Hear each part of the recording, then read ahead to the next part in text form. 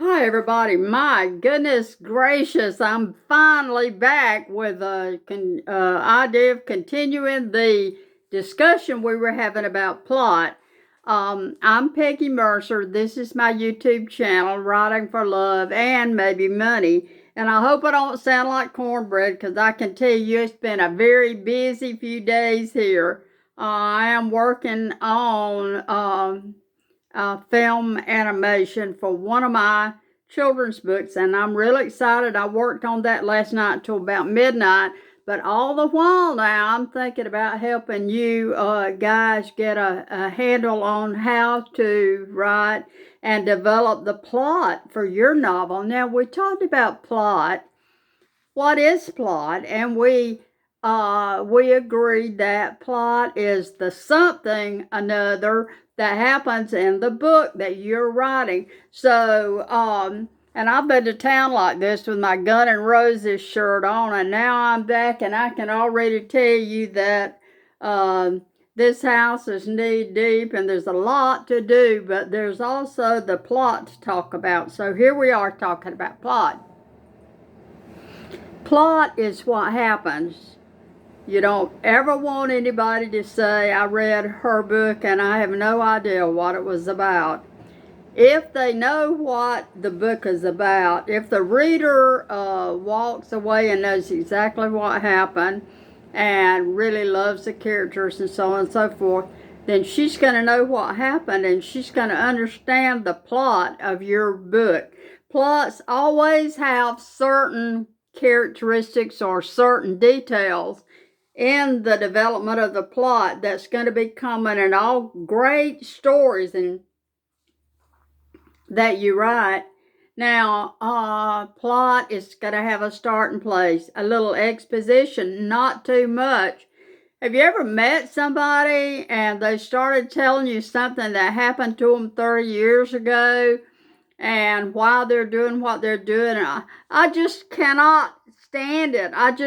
When I listen to some press secretaries on TV and they say, oh, I get my words mixed up, I think to myself, honey, you don't need that job. You're not qualified if you get mixed up.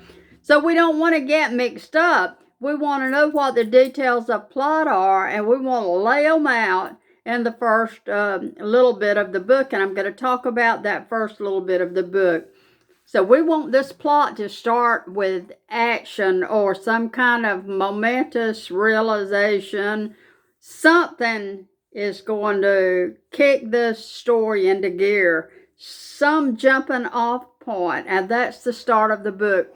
I was saying to you guys a little bit earlier that, and I'll go into this in great detail a little bit further down the road. I was saying to you that writing styles have changed over the many years of reading, and how wonderful it is to realize that there have been societies in existence that did not have a wheel. They did not know that a wheel was around, pun intended. They did not have a wheel because the wheel had not been invented yet.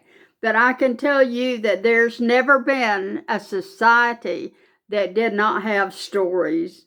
Is that not lovely? There has never been in the history of the world a people that not take a stick, that did not take a stick and beat a little drum and dance around and hop around and love the music. And I know John Richards, when I say that to him, and he loves it so much, he drove me to give a keynote speech up in Kentucky as part of the Kentucky Writing project that was started by Laura Bush and all the states when she was the First Lady.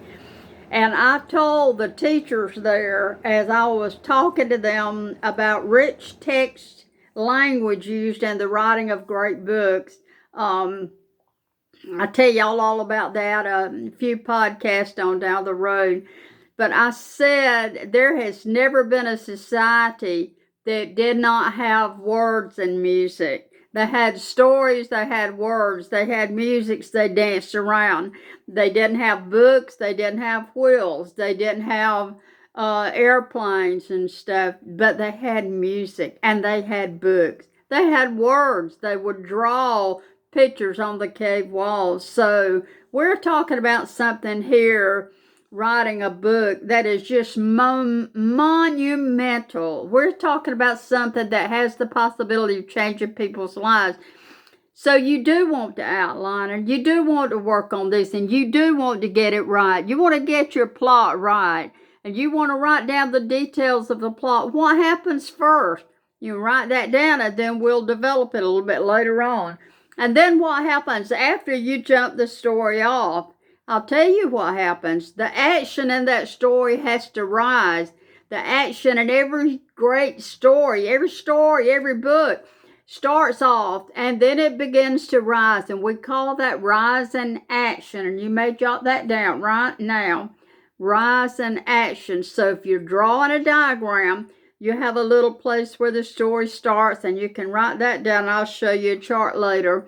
And then the action begins to rise, and it's going to rise until it goes up to the climax of the book, the climax of the story, which is also part of the plot.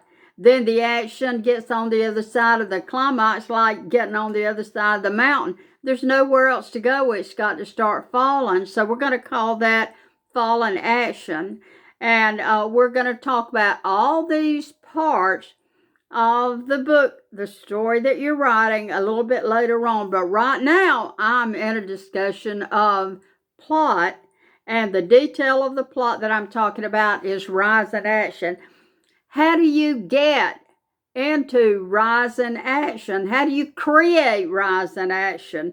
How did the characters set this up so that the action rises? And I'll tell you all about that depending on what genre you're writing in, what type of book are you writing, a psychological thriller.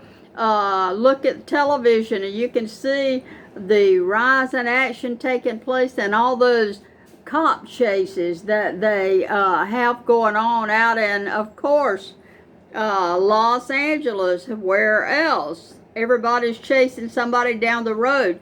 The cops are after him, and then they've got him surrounded, and finally they have him in handcuffs, and they're taking him away. And so there's your climax to the story. Then the action falls over in the end of the story. Please subscribe to this channel. It is free. It will always be free. I do not charge. I was asked the other day by a lady if she could donate something to my channel.